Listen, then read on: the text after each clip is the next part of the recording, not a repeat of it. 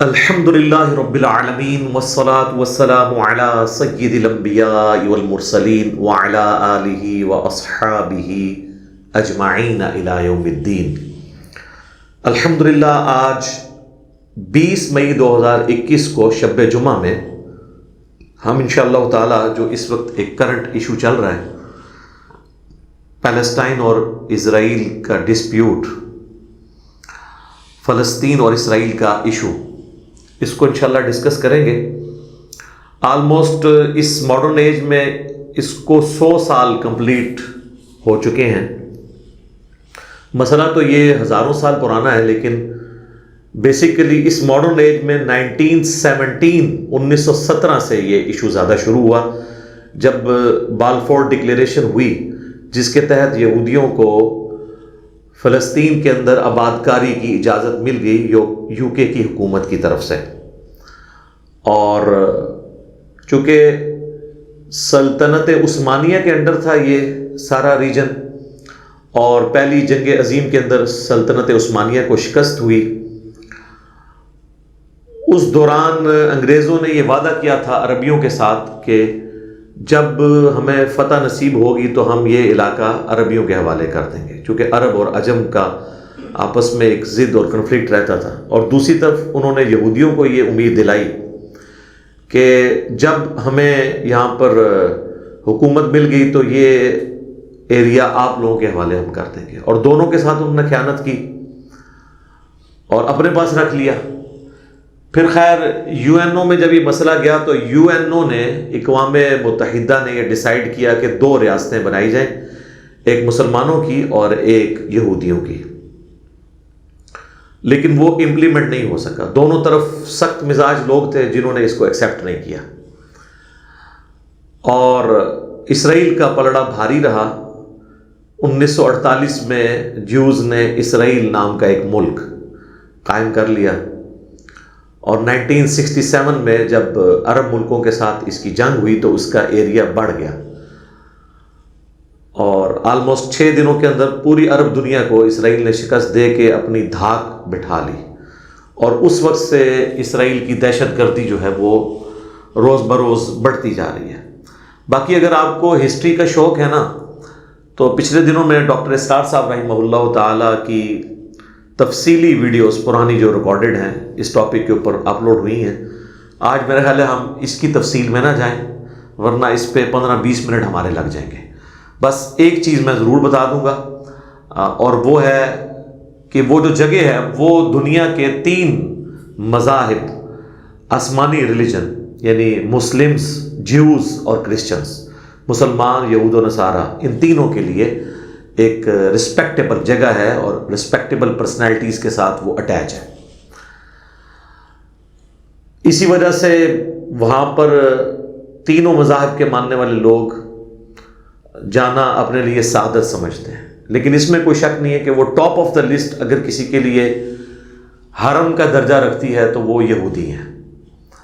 اور اس میں کو ایگزسٹ کرنا چاہیے۔ میرا تو پوائنٹ آف ویو یہی ہے کہ جو سیدنا عمر رضی اللہ تعالیٰ عنہ نے یہودیوں کے اوپر احسان کیا تھا اور انہیں اجازت دی تھی وہاں پر آنے کی، اس کو اسی طریقے سے کنٹینیو کرنا چاہیے تھا، اور معاملات اتنے بگڑنے نہیں چاہیے تھے۔ لیکن یہودیوں نے بھی اس کا ناجائز فائدہ اٹھایا بعد میں، اور آج آپ دیکھ رہے ہیں کہ مسلمانوں کا وہاں پر قتل عام ہو رہا ہے، اور بعض انوسینٹ یہودی بھی اس میں مارے جاتے ہیں۔ عام پبلک تو نہیں چاہتی کہ وہ کنفلکٹ ہو۔ بہرحال اس کو آپ یہ سمجھ لیں کہ اس وقت اگر آپ ایریل ویو دیکھیں نا اس کا، اس پہاڑ کا جسے حرم کہتے ہیں جیوز، ہمارے لیے بھی حرم کی جگہ ہے، مسلمانوں کے جو 3 بڑے بڑے حرم ہیں ان میں سے ایک وہ ہے۔ بخاری اور مسلم دونوں میں حدیث ہے، اللہ کے محبوب صلی اللہ علیہ وآلہ وسلم نے فرمایا 3 مسجدوں کے سوا کسی اور مسجد کی طرف اپنے کجاوے نہ کسو، ایکسٹرا آرڈنری ثواب کی نیت سے اس کا سفر اختیار نہ کرو مسجد کے طور پہ۔ ویسے تو آپ سفر اختیار کر سکتے ہیں، یعنی یہ نیت کرنا کہ فلاں جگہ ایسی جگہ ہے جہاں پہ نماز پڑھنے کا ثواب زیادہ ہے، سوائے 3 مساجد کے۔ نمبر 1 بیت اللہ یا مسجد الحرام، نمبر 2 مسجد اقصیٰ جسے بیت المقدس کہتے ہیں۔ یہ بیت المقدس نہیں ہے، یہ غلط لفظ ہے، یہ بیت المقدس لفظ ہے، اس کے لیے ایلیا کا ورڈ بھی استعمال ہوا حدیث میں، یروشلم اس جگہ کا نام ہے، مسجد اقصی یہ سب ایک ہی جگہ کے نام ہیں۔ اور تیسرا آپ صلی اللہ علیہ وآلہ وسلم نے فرمایا کہ میری جو مسجد نبوی ہے یہ 3 ان مساجد میں سے ایک مسجد ہے۔ بل مسلمانوں کے لیے ایک اہمیت کی جگہ ہے وہ۔ مسلمانوں نے سیدنا عمر رضی اللہ تعالیٰ عنہ کے دور میں جنگ یرموک کی کامیابی کے بعد جب رومن امپائر کا زور ٹوٹ گیا تو اس شہر کا محاصرہ کر لیا تھا، اور یہ ایک پیس ٹریٹی کے تحت مسلمانوں کے حوالے ہوا تھا۔ یہ شہر، اس پہ قبضہ تھا کرسچنز کا، اور آلموسٹ سمجھ لیں ان کا قبضہ تھا 600 سال سے، آلموسٹ 600 سال ہو چکے تھے اس وقت تک، کیونکہ نبی صلی اللہ علیہ وآلہ وسلم کی پیدائش ہوئی ہے 571 عیسوی میں، اور 70 عیسوی میں آپ کی پیدائش سے 500 سال پہلے ٹائٹس نام کا ایک بادشاہ تھا رومن امپائر کا، بت پرست، جس نے یروشلم کے اوپر حملہ کیا۔ 1,33,000 یہودیوں کو ایک دن میں اس نے قتل کیا، اور اتنوں کو ہی اس نے قیدی بنایا، اور باقی لوگوں کو وہاں سے نکلنے کا موقع مل گیا۔ ان کا ڈائسپورا شروع ہو گیا، جسے کہتے ہیں انتشار، یعنی پوری دنیا میں پھیل جانا۔ تو یہ مختلف ملکوں میں جا کے آباد ہوئے ہیں، ان کو کسی ایک جگہ کسی نے رہنے نہیں دیا، اس لیے ان کی خواہش تھی کہ ہم اپنے اسی مسکن کی طرف واپس جائیں جو ہمارے آباء و اجداد کا مسکن ہے، سیدنا ابراہیم علیہ السلام کا، سیدنا اسحاق علیہ السلام کا۔ اور بالآخر ان کی کوشش آ کے یہ سلطنت عثمانیہ کے ٹوٹنے کے بعد کامیاب ہوئی، بلکہ سلطنت عثمانیہ توڑوائی ہی اس لیے گئی کہ تاکہ ان کو ایک موقع مل جائے۔ بہرحال سیدنا عمر کے دور میں جب یہ مسلمانوں کے حوالے ہوا تو سیدنا عمر نے اس کو انٹرنیشنل سٹی ڈکلیئر کر دیا کہ یہودیوں کو بھی اجازت ہے یہاں پر آنے کی، لیکن ٹریٹی میں یہ لکھا گیا عیسائیوں کی طرف سے کہ یہاں پہ یہودی آباد نہیں ہو سکتے، کیونکہ یہودی اور عیسائی آپس میں آپ سمجھ لیں 180 ڈگری کنفلکٹ ہے۔ عیسائی جس شخص کو اللہ کا بیٹا مانتے ہیں، یہودی کہتے ہیں کہ نعوذ باللہ وہ دجال تھا۔ تو اب یہ ان دونوں کا آپس میں اتفاق تو ہو ہی نہیں سکتا کسی صورت، اور یہ آپس میں لڑتے بھی تھے۔ سیدنا عمر کا احسان ہے یہودیوں کے اوپر کہ انہوں نے ان کے لیے اجازت نامہ کر دیا کہ تم لوگ یہاں پہ آ سکتے ہو، آباد نہیں ہوگے، وزٹ کرو اپنے ہولی پلیسز کی، پھر واپس چلے جاؤ۔ اور پھر آلموسٹ یہ آپ سمجھ لیں پوری ہسٹری میں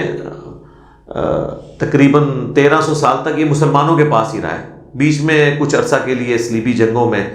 عیسائیوں کے پاس یہ چلا گیا، لیکن پھر صلاح الدین ایوبی نے جو ہے اس کو حاصل کر لیا۔ اوورآل زیادہ پیریڈ مسلمانوں کے پاس ہی رہا، اور مسلمان جتنے بھی حکمران تھے وہ اس ٹریٹی کے اوپر قائم رہے کہ انہوں نے یہودیوں کو وہاں آباد نہیں ہونے دیا۔ البتہ یہ احسان تھوڑا تھا کہ عیسائی تو ان کو آنے نہیں دیتے تھے، تو آنے والا معاملہ تو شروع ہو گیا۔ باقی اس میں کافی ساری تفصیلات ہیں، وہ میرا آدھا گھنٹہ اس کے اوپر لگ جائے گا، ضرورت نہیں ہے، وہ زیادہ انٹرسٹ کی چیز ہسٹوریکلی تو ہو سکتی ہے، لیکن اس وقت جو ڈسپیوٹ چل رہا ہے اس میں اس کا کوئی لینا دینا نہیں ہے۔ صرف میں ایک نقشہ آپ کو بیان کر دیتا ہوں مسجد اقصیٰ کا، کہ اگر آپ ایریل ویو سے دیکھیں مسجد اقصیٰ جو ہے وہ اس طریقے سے لمبائی کے رخ ہے، اور اس کے کارنر کے اوپر ایک گنبد بنا ہوا ہے ڈارک گرین کلر کا، اور یعنی وہ محراب، اور اس کے بالکل اپوزٹ سائڈ کے اوپر آلموسٹ آپ سمجھ لیں 1 کلومیٹر یا اس سے بھی کم بنتا ہے، ایک پیچھے ڈوم ہے جسے ہم کہتے ہیں ڈوم آف دا راک، قبۃ الصخرہ، چٹان کا گنبد۔ اس کے نیچے وہ چٹان ہے جس سے نبی صلی اللہ علیہ وآلہ وسلم تشریف لے گئے تھے معراج کے اوپر۔ تو اس وقت پریکٹیکلی چونکہ یہ مسجد اقصیٰ جو ہے وہ خانہ کعبہ کے رخ بنی ہوئی ہے، لہٰذا مسجد اقصیٰ میں جب آپ کھڑے ہوتے ہیں تو آپ کی پیٹھ ہوتی ہے اس گولڈن ڈوم کی طرف، جسے عموماً لوگ مسجد اقصیٰ سمجھتے ہیں۔ وہ مسجد اقصیٰ نہیں ہے، وہ ڈوم آف دا راک ہے۔ مسجد اقصیٰ وہ ہے جس کا چھوٹا سا گرین گنبد ہے، انشاءاللہ ہم اس میں اٹیچ بھی کر دیں گے۔ اب آپ جب قبلہ رخ کھڑے ہوں گے نا، اگر آپ گولڈن ڈوم کے نیچے کھڑے ہیں تو آپ کو گولڈن ڈوم کی طرف پیٹھ کر کے اس طرف قبلہ ہے، اور اس کی رائٹ سائڈ پہ مسجد اقصیٰ کی رائٹ سائڈ پہ وہ ایک ویلنگ وال ہے جسے کہتے ہیں دیوار گریہ۔ جو ہیکل سلیمانی کی ایک دیوار بچ گئی ہے، جو ٹائٹس نے جب حملہ کیا تھا ہیکل سلیمانی کو توڑ دیا تھا، تو وہ ایک دیوار ہے جس کے سامنے وہ گریا کرتے ہیں، اور وہ ترار پکڑ کے آپ دیکھیں نا تو وہ بڑا تیزی سے یوں ہل کے، بلکہ ان کی وہ عادت ہے، مسلمانوں میں بھی آلموسٹ یہ عادت آئی ہوئی ہے، آپ مساجد میں مدرسوں میں حفاظ کو بھی دیکھیں نا تو وہ بھی قرآن ہل کے پڑھتے ہیں، تو یہ ٹیکنیکلی ویسے کسی حد تک ٹھیک ہوتا ہے، وہ تھوڑا خون کی گردش ہوتی رہتی ہے، بل وہ وہاں پہ گریا کے طور پہ کر رہے ہوتے ہیں، یعنی رو رہے ہوتے ہیں اپنے اس گولڈن پیریڈ کو یاد کر کے، تو وہ یہ ٹوٹل نقشہ بنتا ہے، یہ دیوار گریا، یہ مسجد اقصی، اور یہ ڈوم آف دا راک، جسے عموماً لوگ سمجھتے ہیں کہ یہ مسجد اقصی ہے، مسجد اقصی یہ نہیں ہے۔ البتہ یہ ضرور ہے کہ یہ بیت المقدس یا ایلیا یا یوروشلم یہ سب ایک ہی جگہ کے نام ہیں، یعنی پہلے اگر ان 17 مہینوں کو کنسیڈر کیا جائے جو صحیح بخاری میں آتا ہے کہ نبی علیہ السلام نے بیت المقدس کی طرف رخ کر کے نماز پڑھی، تو وہ اسی چٹان کی طرف ہی رخ ہوتا تھا۔ مسجد اقصی اس وقت جو آپ کو نظر آ رہی ہے نبی علیہ السلام کے مبارک زمانے میں نہیں تھی، یہ بعد میں بنی ہے، اسے ایک دور کی مسجد کے طور پہ ایک لفظ استعمال ہوتا ہے اقصی، تو دور کی مسجد، بیسیکلی وہی ڈوم آف دا راک جو ہے نا، وہی ایک سمجھ لیں آپ قبلہ ہوتا تھا، وہ چٹان ہی، جس طرح ہم خانہ کعبہ شریف میں بھی آپ چلے جائیں تو ایک چوکور عمارت ہی ہے، اس کے اندر کچھ پڑا تو نہیں ہوا، ایک اللہ نے ڈائریکشن مقرر کر دی ہے۔ اور بخاری و مسلم دونوں میں حدیث ہے، حضرت ابو ذر غفاری رضی اللہ تعالیٰ عنہ نے نبی علیہ السلام سے پوچھا کہ دنیا میں سب سے پہلے کون سی مسجد بنائی گئی تھی؟ تو نبی صلی اللہ علیہ وآلہ وسلم نے فرمایا مسجد الحرام۔ تو انہوں نے پوچھا اس کے بعد، تو آپ نے فرمایا مسجد اقصی، یعنی وہ یوروشلم یا ایلیا۔ اور پھر انہوں نے پوچھا کہ ان دونوں کے درمیان کتنا گیپ ہے ٹائم کا؟ تو آپ نے فرمایا 40 سال، یعنی یہ 40 سال بعد بنی ہے۔ تو اس سے یہ پتہ چلا کہ یہ جو بیت اللہ ہے یا مسجد اقصی، یا آپ اسے یوروشلم کہہ لیں یا بیت المقدس کہتے ہیں، یہ لفظ بیت المقدس ہے، مقدس نہیں، مقدس، تو یہ یعنی حضرت آدم علیہ السلام کے زمانے سے ہی ایگزسٹ کرتے ہیں۔ بیچ میں بنی اسرائیل کی خواہش کے اوپر قبلہ جو ہے وہ بیت المقدس کیا گیا، اصل میں قبلہ حضرت آدم علیہ السلام کا بھی بیت اللہ تھا جو مکہ کے اندر ہے، اور حضرت ابراہیم علیہ السلام کا بھی قبلہ وہی تھا۔ حضرت ابراہیم علیہ السلام کے بعد بنی اسرائیل کی خواہش کے اوپر وہ قبلہ اس طرف ہوا۔ نبی صلی اللہ علیہ وآلہ وسلم کی خواہش تھی کہ قبلہ واپس سے ابراہیمی ہو جائے، اور وہ سورۃ البقرہ کے میں آپ دیکھ لیں دوسرے پارے کے آغاز میں بڑی ڈیٹیل اللہ تعالیٰ کی طرف سے ارشاد ہے کہ نبی صلی اللہ علیہ وآلہ وسلم کا چہرہ مبارک ہم آسمان کی طرف اٹھانا دیکھ رہے ہیں، عنقریب ہم تمہیں اسی قبلے کی طرف کر دیں گے، اور اللہ نے خواہش پوری کی، اور اس میں اللہ نے فرمایا اس لیے کیا کہ تاکہ اہل کتاب کے پاس کوئی حجت نہ رہے تمہارے خلاف، کیونکہ وہ اندر جب بیٹھتے تھے تو کہتے تھے اگر یہ ابراہیمی ہوتا تو یہ ہمارے قبلے کی طرف منہ کر کے نماز کیوں پڑھ رہے ہیں، اور جب قبلہ چینج ہو گیا تو کہنے لگے اچھا ابھی تک تو تم موسیٰ کے قبلے کی طرف سے اب تم نے قبلہ ہی بدل دیا، تو ایک ٹکٹ میں 2 مزے کرتے تھے، اسی لیے پھر آغاز ہوا نا دوسرے پارے کا، سَيَقُولُ السُّفَهَاءُ، عنقریب بے وقوف لوگ کہیں گے کہ قبلہ کیسے بدل گیا، یعنی اللہ تعالیٰ نے بھی جو ایشو کو ایڈریس کیا تو وہ ایک ایشو ایڈریس ہوا ہے، دوسرا اپنی جگہ باقی ہے، اس کو ایڈریس کرتے تو یہ کھڑا رہتا۔ تو دنیا میں جو لوگ ٹروتھ لور نہیں ہوتے نا، آپ ان کو شکست اس حوالے سے نہیں دے سکتے کہ ان کے سارے وسوسے سیٹل کرتے ہیں، کسی حد تک ہی سیٹل کر سکتے ہیں۔ بہرحال وہ قبلہ نبی علیہ السلام کی مبارک خواہش کے اوپر دوبارہ سے بیت اللہ بن گیا، اور اس کو سپورٹیو وہ آیت بھی ہے سورہ آل عمران کی جو آیت ہے نا 96 نمبر،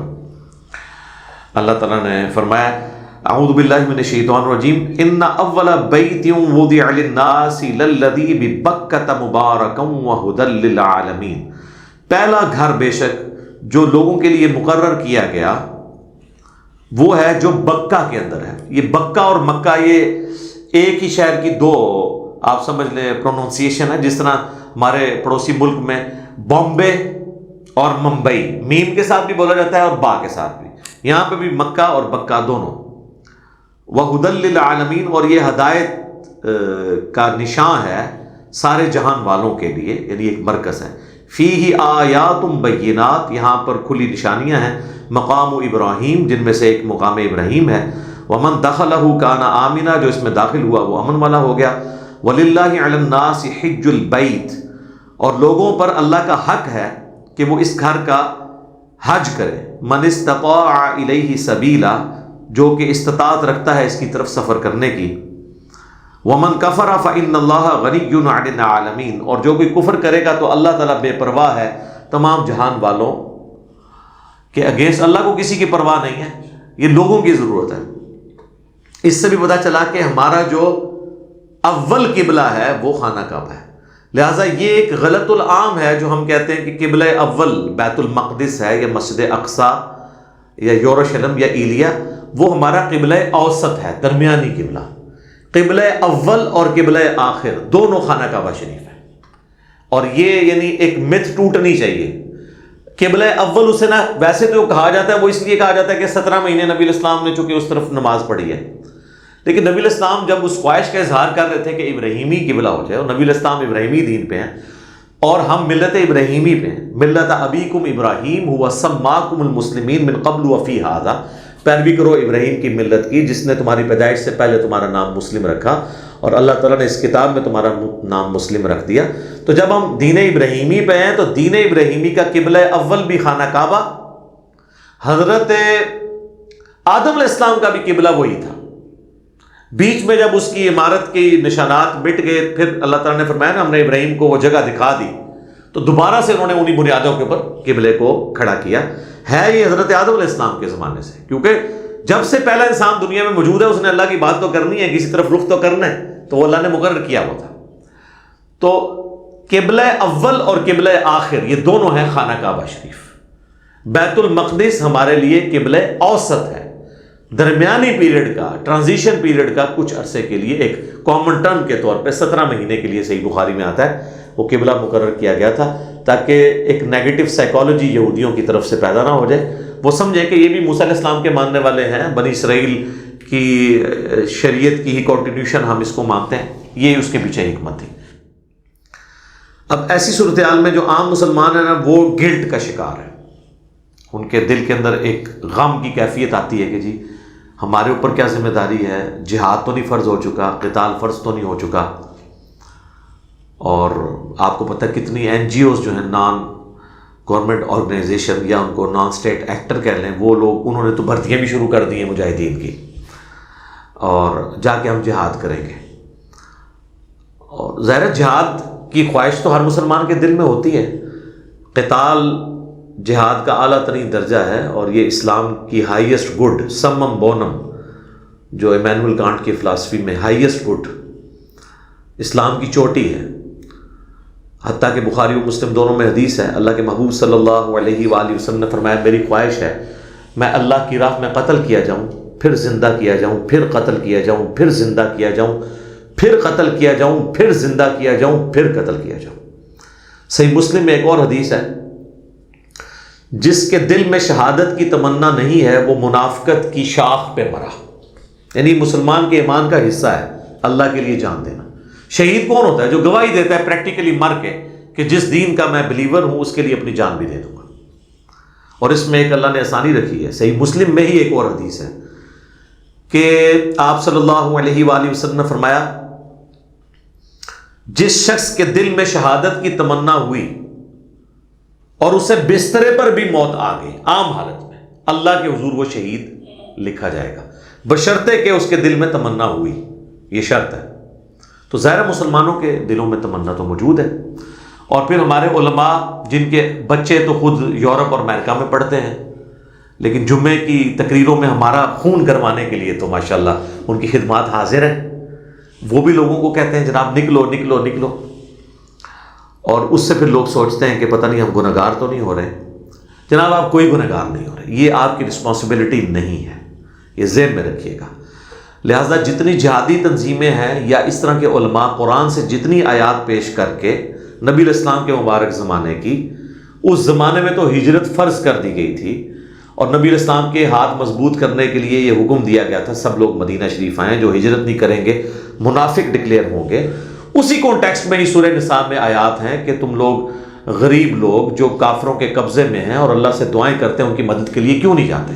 ان آیات کو لے کے آج کے دور میں اپلائی کرنا، ان مسلمانوں کا کرنا جو ایک دوسرے کا گلا کاٹتے ہیں، تو ان کی کریڈیبلٹی کہاں تک ہے؟ اس وقت تو مسلمانوں کی تعداد تھوڑی تھی، تو ہر بندے کے اوپر جہاد کرنا فرض تھا۔ سیدنا عمر نے اپنے دور خلافت میں کوئی ایک جنگ بھی لڑی ہے؟ تو یہ آیات ان کو بھول گئی تھی، اس لیے کہ انہوں نے جنگ کے لیے فوج قائم کر دی تھی، کوفے کو فوجی چھاونی ڈکلیئر کر دیا تھا، قادسیہ اور یرموک میں سیدنا عمر خود نہیں گئے، آپ نے فوج روانہ کی ہے۔ تو آج بھی یہ فوج کا کام ہے، کسی جہادی تنظیم کا نہیں ہے کہ وہ پرائیویٹ مجاہدین بھرتی کرے اور ان کو صحابہ کرام کے بارے میں بتائے۔ اور یہ بھی آج ایک آپ مت دور کر لیں، جو لوگ کہتے ہیں نا کہ جی وہ صحابہ کرام کا ایمان بڑا مضبوط تھا، ایمان مضبوط ہو تو آپ کے پاس اسلحہ کم بھی ہو تو کوئی مسئلہ نہیں ہے، آپ ٹکرا جائیں۔ میرے بھائی یہ بھی آپ بالکل غلط بات کر رہے ہیں۔ اس کی وجہ یہ ہے کہ صحابہ کرام اگر تلوار لے کے جاتے تھے نا تو سامنے والے کے پاس بھی تلوار ہی ہوتی تھی، تھا کہ نہیں؟ برابر ہی ہوتا تھا نا۔ آپ یہ کہہ سکتے ہیں کہ ادھر تعداد تھوڑی تھی ادھر تعداد زیادہ تھی، یہ نہیں ہوتا تھا کہ یہاں سے وہ تلوار لے کے گئے ہیں اور سامنے سے بندہ گولی لے کے آ گیا۔ وہ تو میں کہتا ہوں آپ اس بات کو آپ نے گستاخی نہیں شمار کرنا۔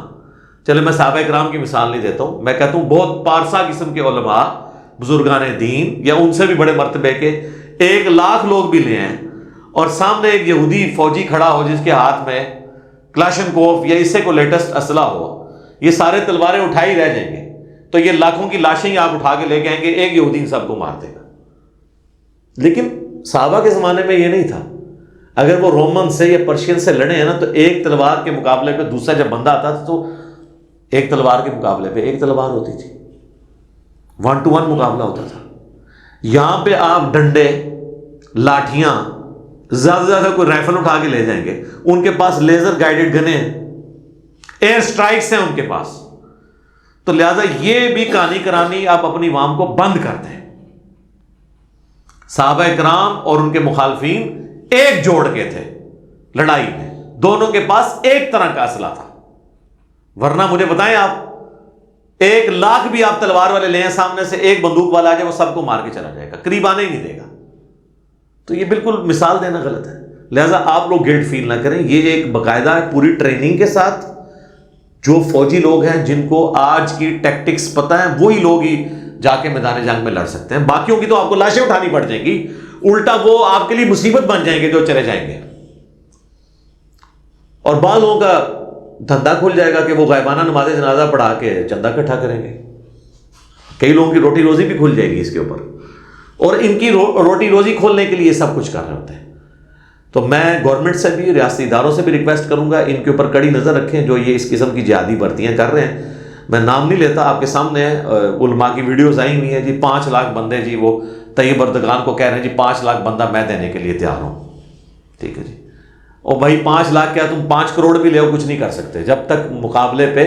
ایٹ لیسٹ اس کے قریب کا اسلحہ نہ ہو۔ اور یہ جو آپ کو کہانی کراتے تھے نا صحابہ والی، وہ بھی میں نے آج آپ کو بتایا، وہ بھی بالکل 2 نمبر بات ہے۔ حضرت خالد بن ولید اگر تلوار لے کے گئے ہیں نا رومن امپائر کے خلاف، تو سامنے سے بھی جو جرنیل ہے اس کے ہاتھ میں بھی تلوار ہی تھی، یہ نہیں تھا کہ اس کے ہاتھ میں ریوالور تھا۔ اور پھر بھی حضرت وہ خالد بن ولید نے جو ہے وہ تلوار کے اوپر گولی روک لی تھی، جس طرح وہ آپ کا وہ سلطان رائی جو ہے بیلچے کے اوپر گولیاں روک لیتا تھا، اس طرح نہیں ہوتا۔ تلوار کے مقابلے تلوار تھی، برابر کا جوڑ تھا۔ آج نہیں ہے نا یہ برابر کا جوڑ، آج ہم تلوار یا ڈنڈے لے کے چلے جائیں سامنے سے تو وہ بھون کے رکھ دیں گے، اور ایئر سٹرائک کریں گے تو کارپیٹ بمنگ کر کے سب کچھ۔ یہ میں آپ کو ڈرا نہیں رہا، میں ریالٹی بتا رہا ہوں، یہ حقیقت ہے۔ اور یہ جو آپ کو وہ کہانیاں کروا رہے ہیں نا، اور پھر وہ اشعار پڑھتے ہیں کہ جناب وہ میں نہیں کرتا، پھر وہ کہہ دے کہ کسی کی توہین کر دی ہے اس کا شعر پڑھ کے، ان کو شعروں تک رہنے دیں، ریالٹی اس سے بالکل ڈیفرنٹ ہے، ٹھیک ہے۔ اور انہی چیزوں کا خیال سلطنت عثمانیہ نے نہیں رکھا تھا، اسی وجہ سے وہ آلموسٹ 3 براعظموں میں پھیلی ہوئی سلطنت، اس کے مقابلے پہ کچھ بھی نہیں تھے یہ گورے، انہوں نے ملیہ میٹ کر کے رکھ دی کیونکہ انہوں نے وقت کے تقاضوں کا خیال نہیں رکھا۔ یہاں پہ علماء اور بزرگان دین بس یہی دعائیں کرتے رہ گئے کہ دشمن کی توپوں میں کیڑے ڈال جائیں۔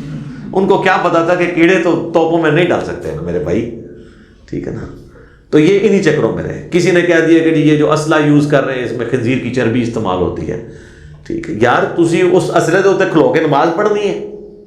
تو اس طرح کی باتیں کر کے نا سلطنت عثمانیہ کی ناکامی کی چند بڑی وجوہات میں سے ایک یہ بھی تھی کہ وقت کے تقاضے وہ نہیں بھانپ سکے تھے۔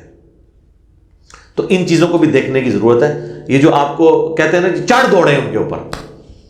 کچھ بھی نہیں ہونا میرے بھائی، اس طرح کرنے سے کچھ بھی نہیں ہونا. آپ عقل کے ناخن رہے، جو صحیح بات ہے. باقی عوام الناس تو میرے بھائی ذمہ داری پوری کر رہی ہے. ہم صابن کی ٹکیا سے لے کر، اپنی ماچس سے لے کے، اپنے موٹر بائک کے پیٹرول سے لے کر، ایک ہمارے ناردرن ایریا کی چوٹی پہ بیٹھا ہوا ایک غریب آدمی جس کے لیے 1 لیٹر مٹی کا تیل خریدنا بھی ایک ایشو ہے، اور وہاں پہ وہ لکڑیاں جوڑ کے اس میں مٹی کا تیل ڈال کے اپنی ہڈیاں پکاتا ہے، وہ بھی اتنا ہی ٹیکس دے رہا ہے مٹی کے تیل کے اوپر جو یہاں پہ ہونڈا سیوک والا دے رہا ہے. یا وہ اور کون سی گاڑیاں آج کل جو مولویوں کی نظر آ رہی ہیں، V8 فارچون، من تو نام ہی نہیں آتے، اللہ شکر ہے. میرے کو موٹر سائیکل ہے دیکھیے فارچونر کو غلطی نہ کر لیں، وہ بھی انہیں ٹیکس دے رہے ہیں. جب یہ حالت ہے تو یہ سارے کا سارا ٹیکس جو لوگ کہتے ہیں ٹیکس نہیں دیتے، 40 انڈائریکٹ ٹیکسز ہیں جو ہر پاکستانی دے رہا ہے. آپ اس کی جیب سے اس کی اجازت کے بغیر نکال رہے ہیں. 40 کے قریب ٹیکسز، ہر چیز کے اوپر تو ٹیکس لگا ہوا ہے. تو یہ ٹیکسز سے ہی ہمارے ریاستی اداروں کے بجٹ میٹ ہو رہے ہیں. تو ہر پاکستانی آلریڈی جہاد میں حصہ ڈالے ہوئے ہیں. فوج میں بھی تو سارے بندے تو نہیں آگے جا کے لڑتے. آگے جو جا کے لڑ رہا ہے وہ یہ کہہ سکتا ہے یہ پیچھے جو دوسرا فوجی روٹیاں لگا کے بھیج رہا ہے اس کی کوئی قربانی نہیں جہاد اور قتال میں. بھائی وہ روٹی نہ بھیجے تو بھوکا مر جائے گا آگے، اس کی بھی ذمہ داری ہے. اور جو روٹیاں لگا رہا ہے نا اس کو آٹا کون پرووائڈ کر رہا ہے، ایندھن کون پرووائڈ کر رہا ہے، اس کو مہینے کا خرچہ کون دے رہا ہے؟ میں اور آپ اپنے ٹیکسز کے ذریعے. لہذا ہم بالکل عہدہ براں ہیں اس حوالے سے. عوام الناس کی ذمہ داریاں کیا ہیں وہ میں اینڈ پہ بتاؤں گا. اس حوالے سے کوئی عوام الناس کی ذمہ داری نہیں ہے کہ وہ گھر بیٹھ کے تو گلٹ فیل کرے اور کسی وہ جہادی تنظیم کے ہاتھ لگ جائے، اور کل کو FATF کی جو تلوار لٹک رہی ہے وہ لٹکتی ہوئی تلوار کسی بھی وقت پاکستان کے اوپر گر سکتی ہے. ابھی تو لٹک رہی ہے، اور پچھلے 1 دہائی کے اندر آلموسٹ ہم نے جو فوجی آپریشنز کے ذریعے کامیابیاں حاصل کی ہیں، خصوصاً ضرب عضب اور رد الفساد کے ذریعے، وہ ساری ہماری فوج کی قربانیاں پھر 0 سے ملٹیپلائی نہ ہو جائیں. یہ دوبارہ سے ایک یہ جو معاملہ اب شروع ہے، ان کو جو انٹری مارنے کا موقع مل گیا ہے نان اسٹیٹ ایکٹرز کو.